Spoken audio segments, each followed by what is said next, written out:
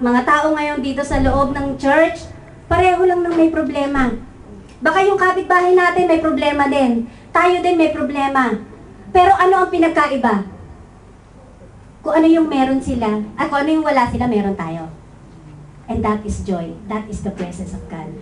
Yan po yung gusto ng Lord na malaman natin. Not just the plan, the path, and the presence. Yan yung gusto ng Lord na panghawakan ng mga Kristiyano. Kailangan po hindi natin makakalimutan yan na kahit nagkakandaiyak ka na, talagang punong-punong ka na ng problema, nandun sa'yo yung kagalakan dahil alam mong hindi kayo iniiwanan ng Panginoon mo. Si Lord hindi nang iiwan. Hallelujah! Napakasarap pong alalahanin that the presence of God will fill us with joy. Yun yung ibinibigay ng Lord sa atin lagi. Alam niyo po, merong istorya sa Bible na alam nating lahat. Kaya lang po, napakagandang reminder sa atin. Di ba alam natin na Jesus calms the storm in Mark 4. Sa Mark 4 po makikita yan na si Lord pinahinto niya ang malakas na bagyo. Kung sasabihin nga natin talagang grabe. Alam niyo po yung Sea of Galilee para magkaroon po tayo ng konting idea, no? Pahaba po kasi yon, pahaba. Ganyan. Ngayon po, kapag may dumating na tawag dito na storm doon sa Sea of Galilee, hindi po parating dito sa taas yung hangin. Hindi rin po pababa yung hangin. Pagilid. Galing po lagi ang hangin papunta rito, pagilid.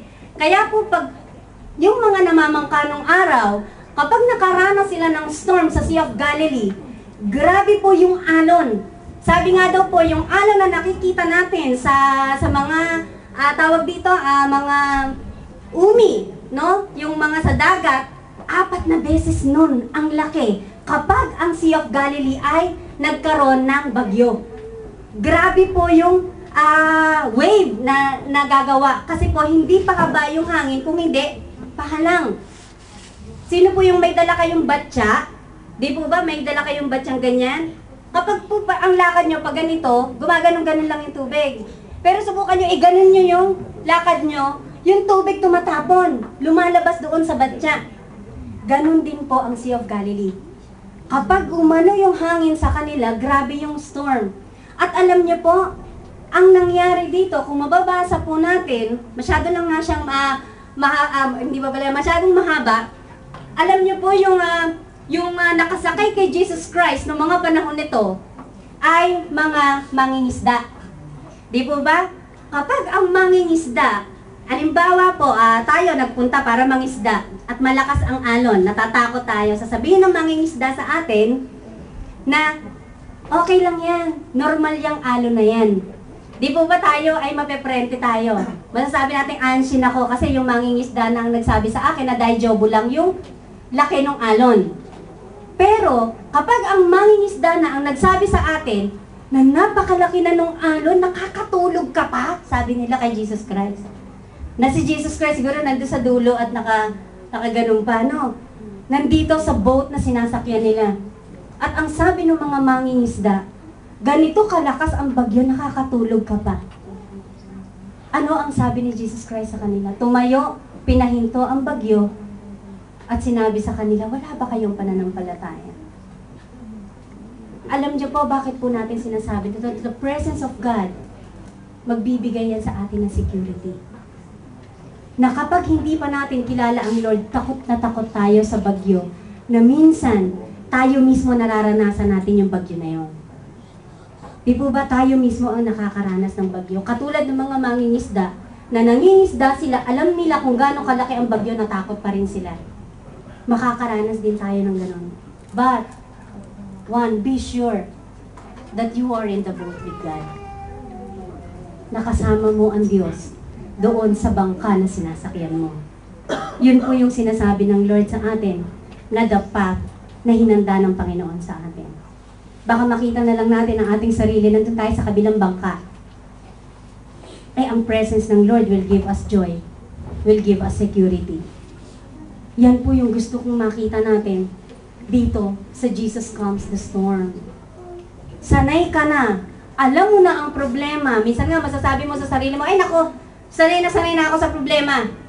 Pero darating pa rin sa pagkakataon na may problemang hindi mo kayang panghawakan. na mismong ikaw ang gumawa, minsan ikaw pa yung gulat. No? Minsan ikaw na yung pinanggalingan ng problema, ikaw din yung takot na takot. Katulad nito, mga mangingisda ng panahon na to.